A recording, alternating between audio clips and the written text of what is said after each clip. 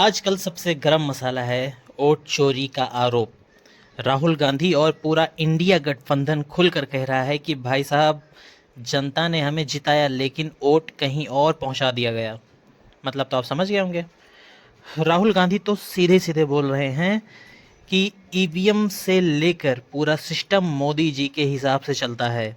जी हाँ, जनता की मर्जी नहीं दिखाई जाती और गठबंधन के बाकी नेता भी यही सुर अलाप रहे हैं। आप देख ही रहे होंगे।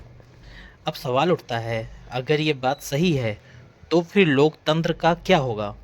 जनता लाइन में लगे, धूप में जले, वोट डाले और फिर वोट कहीं और गिना जाए। ये तो जनता का भरोसा डगमगा जाएगा ना। और लेकिन भाजपा वाले कहते हैं ये तो बस हार का बहाना है।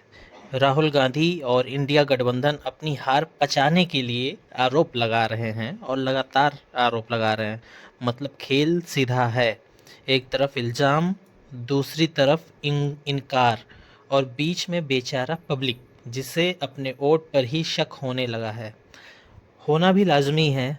अगर हम वोट किसी और पार्टी को दे के आए हैं, फिर बाद में पता चलता है वोट तो चोरी हो रहा है, तो फिर इतनी तपस्या करके, इतनी मेहनत करके वोट डालना कहीं न कहीं बेकार जा रहा है।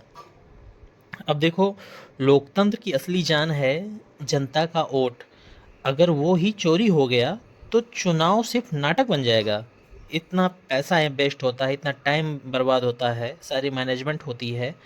और भाई, आज के टाइम में जनता सब समझती है। राहुल गांधी का आरोप हो या भाजपा का जवाब, दोनों पर लोग सवाल उठा रहे हैं। सीधी बात यह है, वोट चोरी का मुद्दा कोई हल्की चीज़ नहीं है, ये आग है। और अगर सच में कहीं गड़बड़ी हुई है तो ये आग इतनी तेज़ी से फैलेगी कि पूरा सिस्टम हिल जाएगा। तो भैया, लोकतंत्र बचाना है तो सबसे पहले जनता के वोट की इज्जत बचानी होगी। वरना राहुल गांधी का नारा और इंडिया गठबंधन का आरोप लोगों के दिल में घर कर जाएगा और फिर जनता ही बोलेगी हमारा वोट किसके पास गया। बाकी आप लोग अपनी अपनी सलाह दे सकते हैं। धन्यवाद।